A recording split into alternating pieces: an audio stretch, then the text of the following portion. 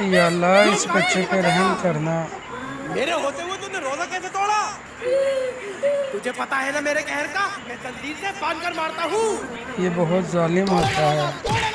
मुझे पता है तू यही कहीं छुपा है। अगर तू खुद बाहर आ गया तो मैं तुझे बख्श दूंगा, और अगर मैंने तुझे पकड़ लिया तो तुझे पता है मैं तुझे जान से मार दूंगा।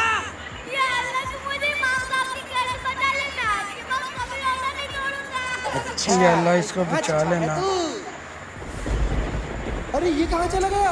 अभी तो ये यहीं था। देख जल्दी से बाहर आ जा, वरना तुझे पता है मैं जंजीर से बांध कर मारता हूँ। जल्दी बाहर आ जा, रोजा तोड़ने पे मैं तुझे हरगिज़ माफ नहीं करूंगा। अब दुनिया की कोई भी ताकत तुझे मुझसे बचा नहीं सुभान सकती। अल्लाह, सुभान अल्लाह। मेरा अल्लाह मेरे साथ है।